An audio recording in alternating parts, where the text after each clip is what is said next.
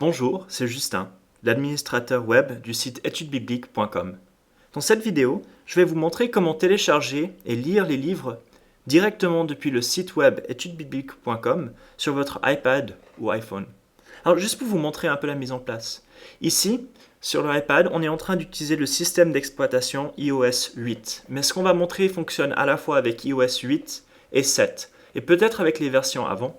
Mais si ce que je montre ici ne fonctionne pas, vous pouvez toujours transférer les fichiers depuis votre ordinateur sur le iPad ou iPhone en le branchant. Et il y a une petite vidéo qui apparaît en haut à droite, voilà, vous cliquez là-dessus, ou dans le lien en dessous de la vidéo, pour voir comment faire. Mais moi je vais vous montrer donc avec les dernières versions, comment faire pour lire directement sur le iPad ou iPhone. Et vous allez voir, c'est très facile et un très bon système.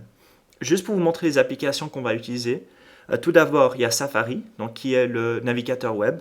Et puis aussi, on va regarder, donc pour lire, il y a 3 applications qu'on va montrer. Premièrement, Kindle, qui est la liseuse Amazon. iBooks, qui est utilisé comme lecteur principal, liseuse principale pour iPad. Et Adobe Reader, qui vous permet de lire aussi sur des PDF sur l'iPad. Donc voilà les 3 programmes qu'on va utiliser. Alors, pour commencer, donc qu'est-ce qu'on va faire? On va ouvrir Safari et bon, on va naviguer sur le site étudesbibliques.com. Études iCloud biblique.com. Voilà, on va accéder. Voilà le site qui vient. Et puis on veut regarder dans les livres. Alors je vais cliquer sur l'onglet ressources. Voilà. Et puis sur les livres. Et la page est en train de charger dans un instant. Voilà. Donc maintenant on a les livres qui sont là.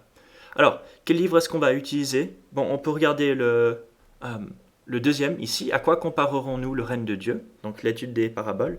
Et si on regarde là, on peut le télécharger en 3 fichiers différents. Et puis aussi lire en ligne. Mais on ne va pas lire en ligne cette fois-ci.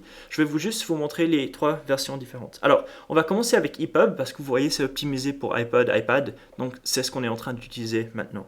Alors, tout ce que vous avez à faire, c'est cliquer sur le lien EPUB et ça va lancer le téléchargement.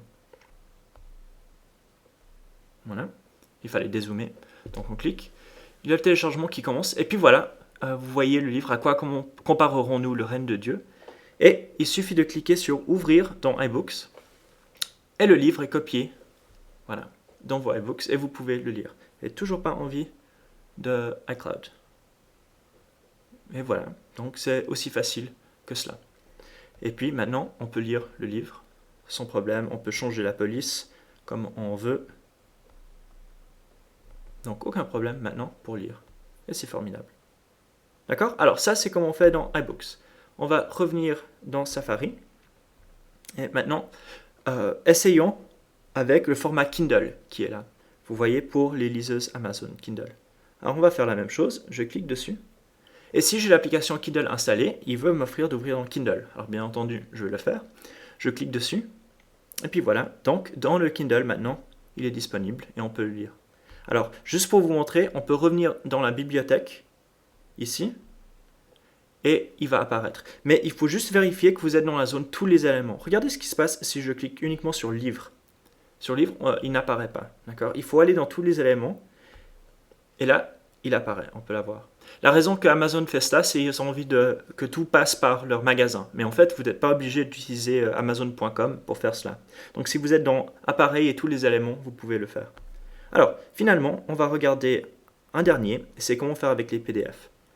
Alors, je vais cliquer ici pour le lien des PDF, dessus. Et en fait, Safari va ouvrir le PDF à l'intérieur de l'application même. Donc, vous pouvez le lire directement sur Safari. Vous voyez, il n'y a aucun souci.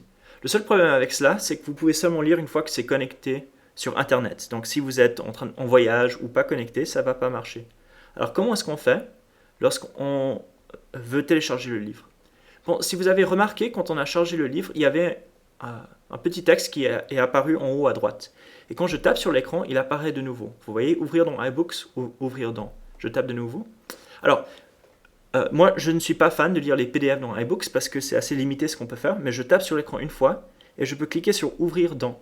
Voilà. Et là, on peut choisir l'application qu'on va utiliser. Et moi, je vais utiliser Adobe Reader parce que c'est de loin le meilleur pour les PDF. Et voilà, et maintenant je l'ai sauvegardé donc pour mes PDF. Et je peux aller dans mes documents quand je veux, n'importe quel moment, et puis lire. Bon, il n'aime pas l'accent grave, mais sinon ça fonctionne très bien. Donc, juste pour résumer, qu'est-ce qu'on a fait? On est allé dans Safari, et il suffit en un clic, voire 2 clics, on peut avoir les livres téléchargés directement sur un iPad ou sur un iPhone. Et il n'y a pas d'autre travail que cela. Donc c'est extrêmement simple à faire. Et comme j'ai dit, vous pouvez lire dans iBooks, dans Adobe ou dans Kindle. Il n'y a aucun souci avec cela. Donc voilà comment on fait. Merci d'avoir regardé.